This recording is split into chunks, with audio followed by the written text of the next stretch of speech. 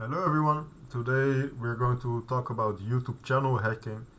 In the last years we have seen that multiple YouTube channels, also big ones, have been hacked by cyber criminals and they have been abused.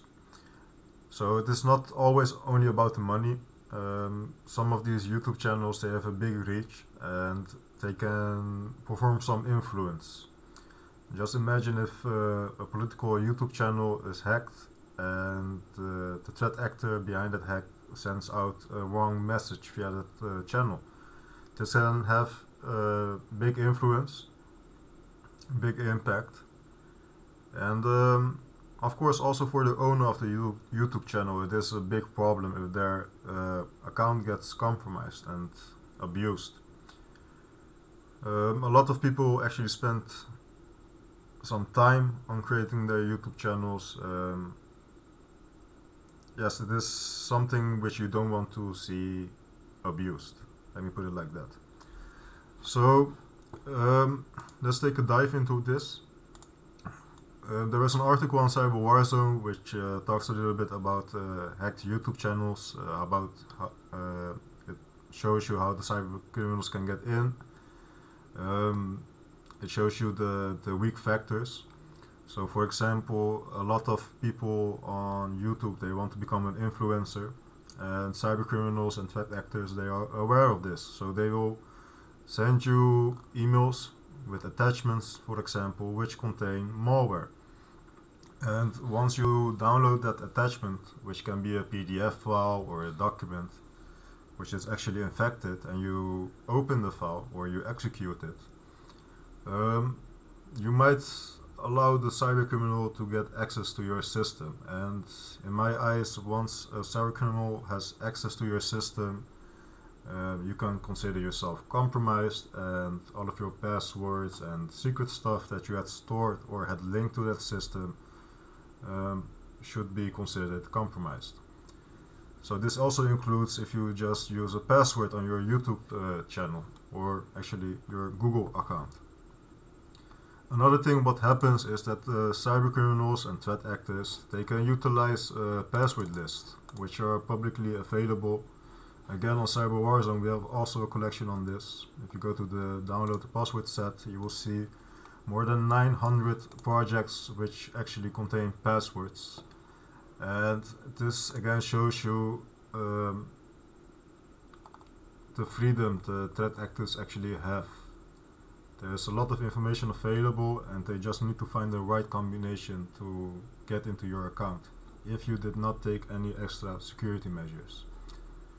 You can check on have I been pwned to see if your account has been compromised before. If you're going to utilize this environment, also try your older accounts, so your old email accounts if you have them. And it is a good way to see if your password has been leaked to the public. Again, if your password is not in this list, it does not mean that it has not been compromised. Using only your password is not enough. So, as we are using YouTube, you need to enable two-factor authentication on your Google account. I'm not going to explain to you how to do that. Google has written a nice tutorial on how you should do that. I do have one advice for you. Do not send SMS messages to your phone, but use an authenticator, an application for that.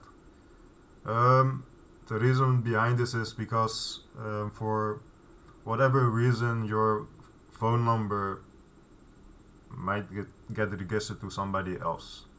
And there have been cases in the past where threat actors actually registered the phone number which they knew was being used before, and they were able to extract the login credentials. So use an authenticator. That's the best thing that you can do. You can also see on Google that a lot of channels have been hacked in the past. Some big ones, of course, and the bad part is once these channels get hacked, the chance is very likely that all their other channels have also been compromised. So let's say Twitter and Instagram, you name it. These type of environments, they are often linked to each other and they can get compromised. So the reason why a lot of people actually get compromised is they share their information on the public. They do this without knowing it. They download applications that they should not have downloaded. They provide passwords. They provide their email addresses. Once they create a new account somewhere, they utilize the same passwords. They don't utilize extra security measures. And like said before, if you are an influencer, the chance is pretty big that you are also going to get targeted via that channel. So threat actors will mimic themselves as marketing agencies that would like to get some deals with you, and you should be extra cautious on this. Another method that you might get compromised is that as you start working on your channel, you're going to try out a lot of things. You're going to combine plugins and tools to your YouTube channel. Make sure that these tools are trusted and that you know what they do. As soon as you're done with that tool, make sure that you disallow the connection to your channel and you should be fine. So if you have any questions, let me know. I hope you enjoyed this short information about how YouTube channels get hacked and what you can do about it. Of course, the tips that I've given you, you can also apply them on your other accounts. The best practice is to have multiple security layers for your accounts, so not just only a password login. That's it for today. I hope you enjoyed it, and good luck.